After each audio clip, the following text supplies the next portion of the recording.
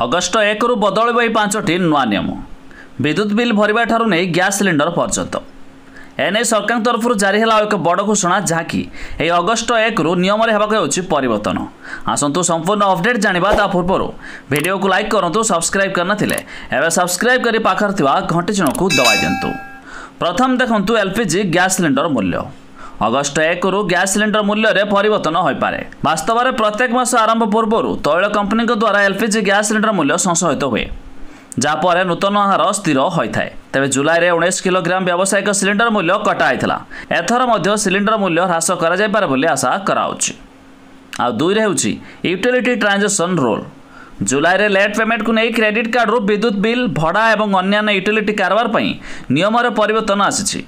तेज नियम अनुजाई कॉलेज कि विद्यालय वेबसाइट माध्यम सीधा सड़क देय देवाई कौन चार्ज नहीं।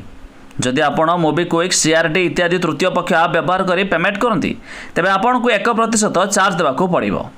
तेज कारबार प्रति सीमा हूँ 3000 टंका। से भली तृतीय पक्ष आप माध्यम 5000 रु अधिक देय उपर 1% अतिरिक्त चार्ज देवाक पड़ो।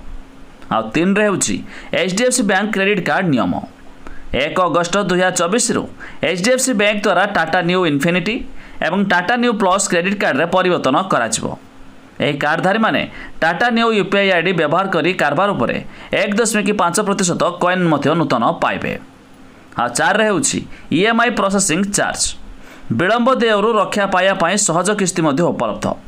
तेरे एथिपाई 299 टका पर्यंत ईएमआई प्रोसेसिंग चार्ज देवाक पड़ो। तेरे एचडीएफसी बैंक अनुजाई यह चार्ज जीएसटी अधीन अच्छी। जदि आपण यह बैंक रु तृतीय पक्ष पेमेंट आप माध्यम पेमेंट करती तेरे आपण को प्रति कारबार 1% चार्ज देवाक पड़ो। 5 रे होउछि Google map role change. Google Maps द्वारा कराउथिबा नियम रे परिवर्तन अगस्ट 1 रु कार्यकारी हेबो। कंपनी भारत में यार सेवा देय को 70% पर्यंत ह्रास करिछि। या व्यतीत गूगल मैप सेवा डॉलर बदल में भारतीय टंका चार्ज करिबो। ए नियम परिवर्तन करने साधारण व्यवहारकारी क्षतिकारक कि लाभदायक हेब नाही। यह उपभोक्ता मानक कौन प्रकार पार्थक्य रहिबो नाही।